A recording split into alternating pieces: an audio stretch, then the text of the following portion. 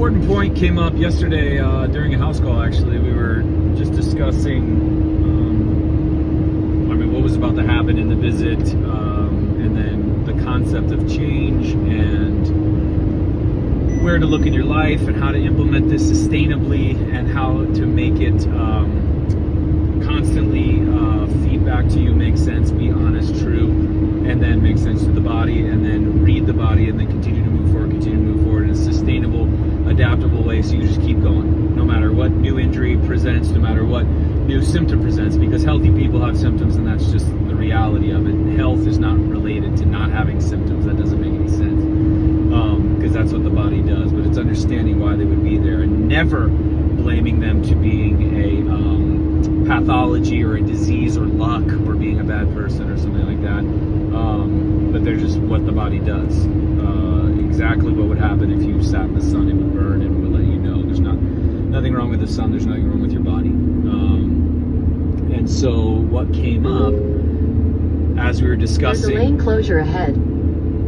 As we were discussing even just the last 4 years of my life, 8 years of my life, the massive changes that have taken place, and then the last 8 months of my life with the greatest healing response I maybe have ever felt my entire life being this year.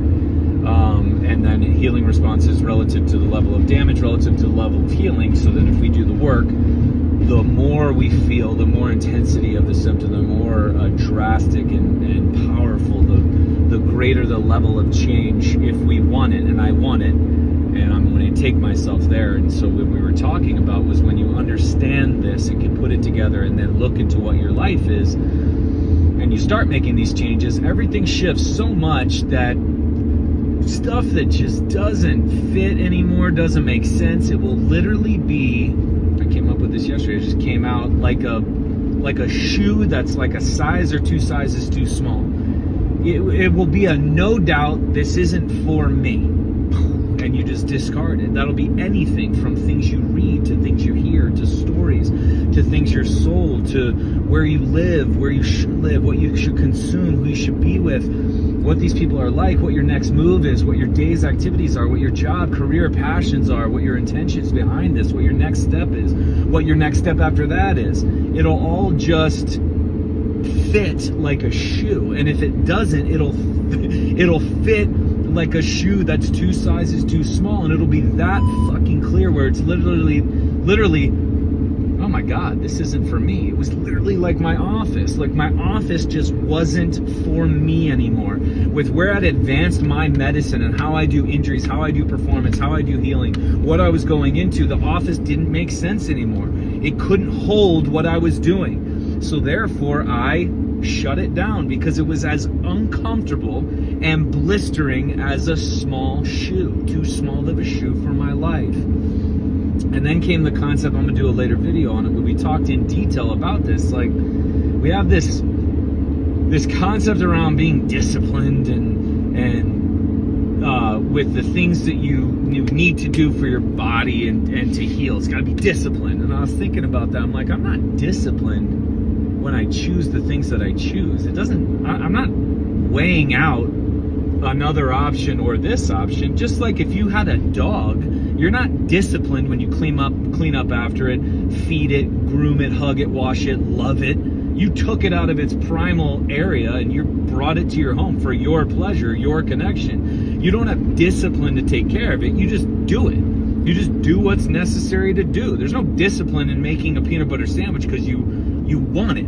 You get the bread, peanut butter, jelly. If the bread, peanut butter, jelly aren't in your house, you're going to do what's necessary to go get it and consume it, make it and consume it. So again, this whole thing around discipline as being almost like punishment, and you're so rigid with your body. There is a level of rigidity with the rules, but this discipline creates, effects. It doesn't make any sense because it's not sustainable. You're doing it for reasons that really make no sense and will not last long term because they're conditional.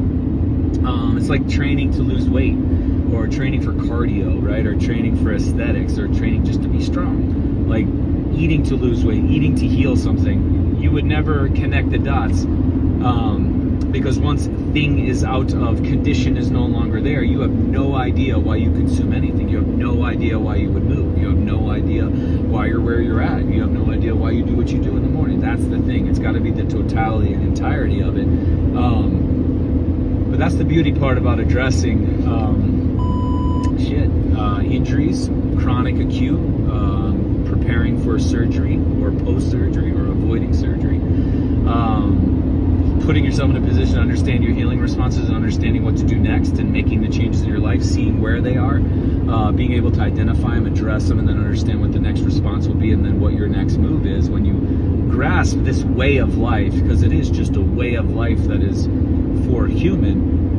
Anything that doesn't match that way of life, that isn't conducive to that way of life, and it's not everything is beneficial. You understand why things present, body has symptoms, body has a response, your next move. You just understand it all, and nothing would stay long enough for it to be like what a smaller shoe would be.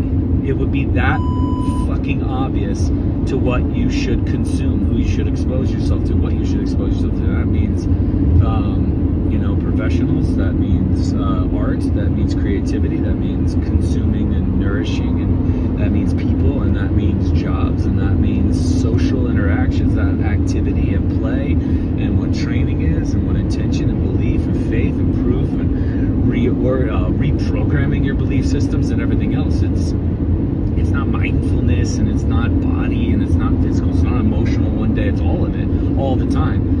And the stuff that just doesn't make sense anymore, and it'll be so obvious to you.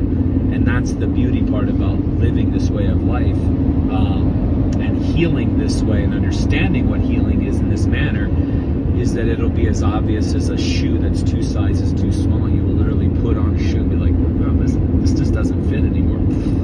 It'll be that clear, that obvious. And if for some reason it's not, you will understand why the blisters are there, or why your toenails rotted off. The body's not wrong with the blisters or rotting out the toenails.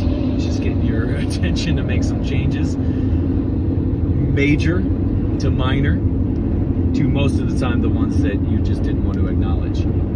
The stuff that shows up when you stare yourself in the mirror. So live in a way that makes the things that aren't medicine for you anymore, that don't make sense anymore, they're going to be as obvious as a shoe that's 2 sizes too small. And then you discard and you just keep moving forward. But it's not going to take discipline. It's just going to take a desire of commitment to self, and coming from a love of self.